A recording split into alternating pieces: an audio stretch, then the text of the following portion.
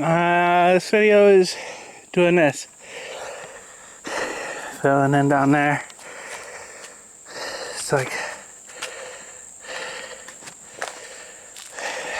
maybe 4 inches up, 5 inches up. Starting to dig out this. Still needs more digging. The rest of that dirt will kind of go in here, filling in this. This will end up being like 4 foot by 5 foot, 4 foot by 4 foot, kind of open area. Put some more dirt so it goes this way. Filling in kind of the footers. So it's like a 2-inch pour, 2-inch pour. I did have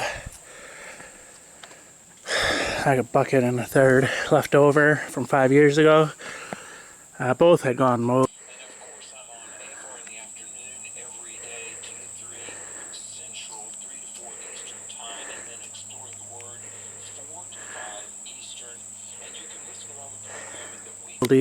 So dumped them to use this filler and to get rid of them. There's no garbage out here.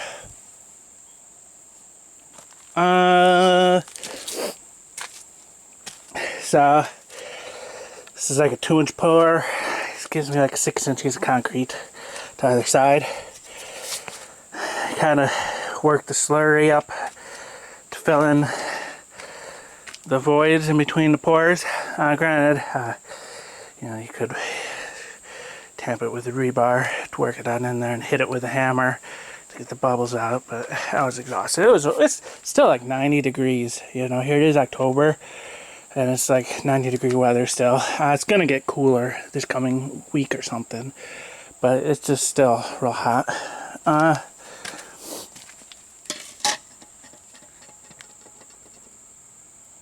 Not bad.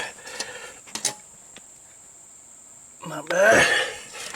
And it does have waves, so any particular spot, I'll give it a different rating. Oh wow, that's like perfect. Well, in that one spot. Oh wow.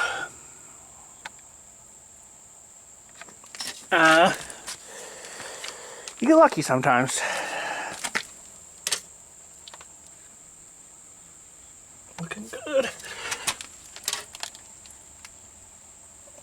Looking good. It's got a slight slant. That's where the train goes. It's a nice little gap. Look at that. And, same gap.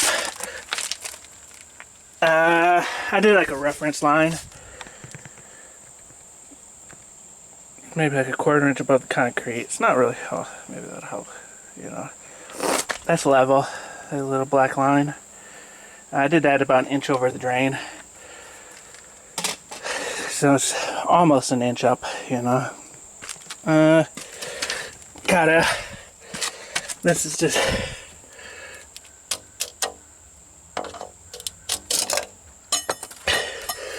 slip fitter. So, this is like a outside, 2-inch would fit right here. This is irrigation drain. 2-inch would fit right here. 3-inch fits it here. 4-inch fits out here. So I got it set to 3 inches, which sits in here. So it just kind of, does a nice flow. But I do got a P-trap to keep wasps from, wasps will go in. There's no sewer gas. Normally I have a P-trap for sewer gas. I guess for sewer rats and things. But without a P-trap, the red wasps out here would make their nests in here, and then when you're showering, the water would disturb them, and then they'd climb up and sting your junk, So the P-trap will keep them from coming up. So, and I will be also doing a spray foam at the ceiling, the roof on this one, keep the wasps and critters out. But they may make their nests or something. Birds might even make their nests in there. So I can't snake it. Comes out. see. 3 foot to there, more or less 5 foot to there. And that's it for this one, getting this far. Next will be doing at least a short pour, you know. I'd hate to seam it on that. Maybe stop it here, do 2 rebars in there. No, I'll probably stop it right here, actually. Maybe do a short pour, maybe do multiple pours. Maybe do that, you know. But I want to do this, and then, and I also want to do the, I got to do the awning cover up to here, because I'll be using the awning posts for, you know, mounting my forms for doing this. And then once I got this in, and I can put a 1x right here. 1x goes from this point over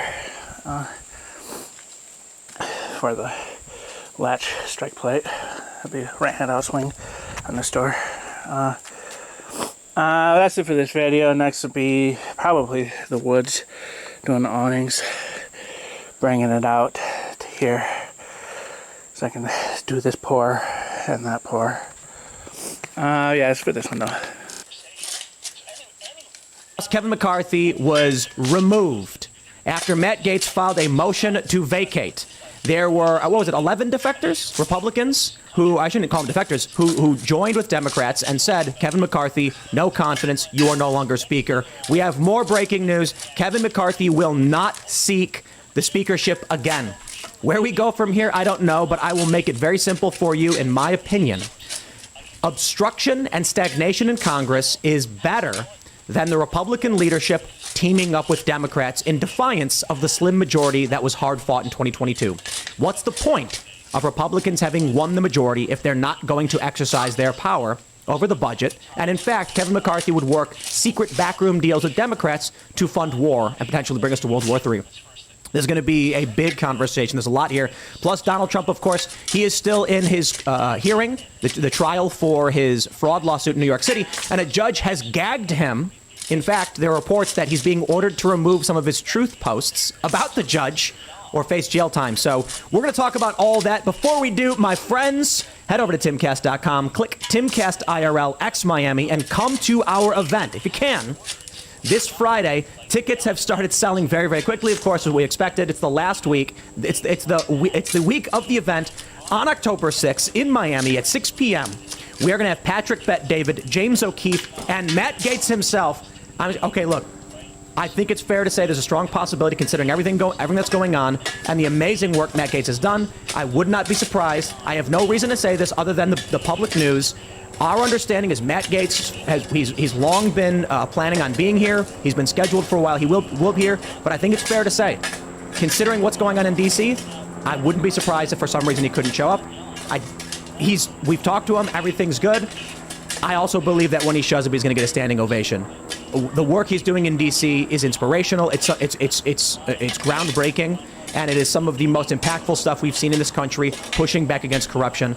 It is an honor that he will be joining us on Friday in Miami. It's going to be an amazing conversation, considering everything we're going to talk about right now. And I hope to see you there. Again, go to timcast.com, Timcast IRLX Miami. Also, don't forget to join us. Click join us, become a member, join the Discord, talk with like-minded individuals, and as a member, you'll get access to our uncensored members-only show, which are Monday through Thursday at 10 p.m. We're going to have one of those up for you tonight. It's going to be amazing. And of course, Friday's show, live in Miami, will also be live for members only on timcast.com. That means our typical show will only be happening on timcast.com, and mainly it's because we're going to be unleashed. In the event someone yells something or we want to say whatever we want, it's going to be a Timcast members exclusive show for everybody. So I hope you guys sign up and support our work. Smash the like button, subscribe to this YouTube channel, share the show with your friends. Joining us tonight to talk about this and so much more is Lara Trump. Hello. Do you want to? Oh yeah, I'll get right in here. There you go. Great to be with you guys. There's no lack of things to talk about That's today. crazy. What a day. What a time to be alive in America, quite frankly. History being made in some good ways and in some bad ways. So it's an honor to be here. Thanks for having me. Completely agree. Now, I think everybody recognizes your name. Yes. Trump. I guess they do. Do you want to give a brief introduction to your work? Who am I? Yeah. So my father-in-law, you may have heard of, Donald J. Trump. Married to Eric Trump. We have 2 children, Luke and Carolina, 3 dogs, Ben, Charlie, and Tiger. I've been kind of a I don't even know if you would say a spokesperson, an unofficial spokesperson for a long time for my father-in-law. I tried to talk about, the way we're going to save America, and I believe that'll be making sure Donald Trump is the 47th president of the United States. I have a show. It's called The Right View. It's 3 days a week.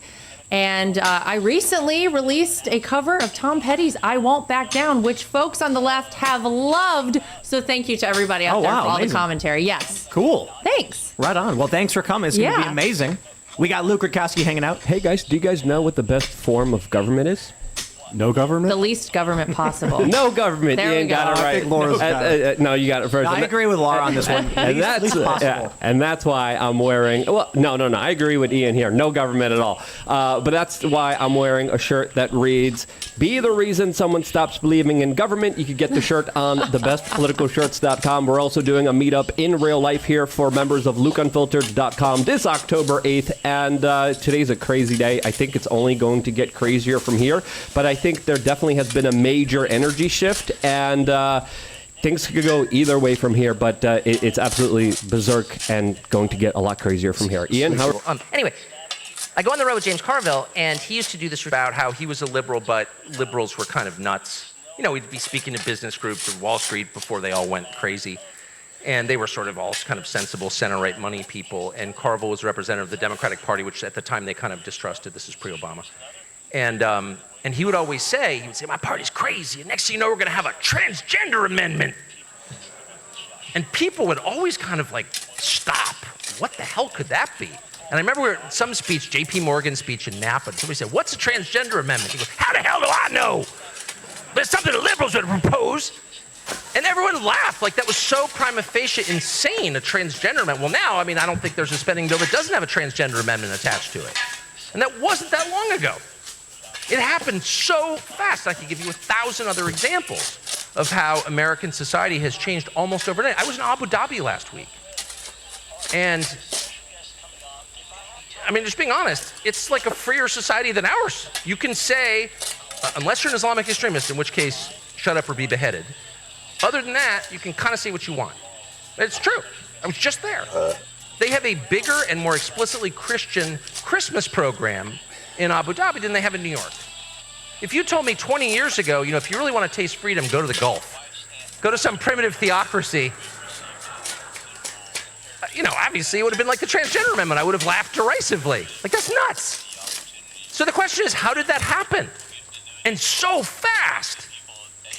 And it happened for 2 reasons, really. One is that only one side in the revolution recognized that it was a revolution. The other side had no idea. They're like, things are getting a little flaky. First they banned smoking on airplanes. The next thing you know, they're giving you medicine you don't want. They just couldn't kind of see that as part of the same continuum, though it is, honestly. One side saw these changes for what they were, which were a revolution. Let's completely change American society from the bottom to the top. Let's eliminate any sense of shared culture or history. Let's atomize the country to the point where there's no viable opposition to what we're doing. And then once we've done that, let's addle everyone with prescription drugs. Let's encourage them to be unhealthy and unmarried and childless. And then we can kind of do whatever we want. And no one sort of on the other side, which is not just the right, by the way, it's not just I think the academic right, which is small and mostly in this room, understood what was going on. But the vast bulk of everyone else, which would include a lot of Democrats and just normal people who aren't that interested in revolution or at all interested in revolution, who at best want incremental change, they had no idea what was happening. So there's that. It's important to understand the moment that you're in, and it cuts against the very core of human nature to understand it, because I am totally convinced at my age that denial is the most powerful of all human instincts. I'm serious. Honestly, I was almost 22 years ago, next month, I was in a plane that crashed, amazingly, in the Middle East, flying from Peshawar, Pakistan. The Khyber Pass was right after 9/11. I was going over to cover the Taliban, and something happened in the cargo hold, and we went down in the sand dune in Dubai.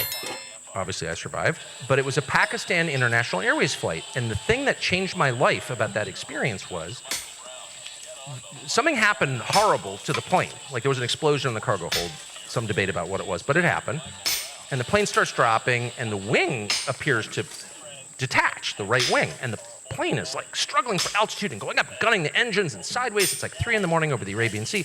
People are freaking out on the plane. Every person on that plane thought we're going to die, very much including me. I had 3 little kids. I was half drunk, which makes it worse. And we finally come in kind of sideways into the sand dune. The plane's on its side, and I'm in the first seat on the plane. It's a big double-aisle Airbus. And I just had one thought, which is I'm getting off the plane. And it's, totally dark, and you can see burning from the wing. So it's like, it is time to depart the plane. So I hop up, and this male flight attendant stands right in front of me and goes, "Sit down, everything is fine. Everything is fine." That's a verbatim quote. Everything is fine. It was so demonstrably unfine, I can't even begin to describe how unfine it was. And I think just out of pure panic, I ignored the guy, and I opened the door and the slide went up, and I jumped into darkness with 4 other Westerners in the front. Everyone in the back, though, they were like, "Oh, everything's fine." And I thought, I brooded on that for over 20 years. Why did he claim everything was fine? The pilots, by the way, went right out the front windows. Well, they did. Oh, absolutely. Whatever. Good luck, guys. And I think he just couldn't metabolize the change. It was so awful, he just could not admit what was happening right there in front of everybody. And this really bothered me all these years, despite the fact it wound up fine for me. By the way, the plane is now a dive site off the Burj Hotel in Dubai. You can swim through it. Someday I will. But then last year I read the biography, which I would recommend to everyone in this room, of Peter Wrangel, who was the leader of the revolutionary white forces during the Russian Revolution. The Civil War, rather, that came after the revolution. And he was a Baltic German living in Russia, and a general worked for the Tsar.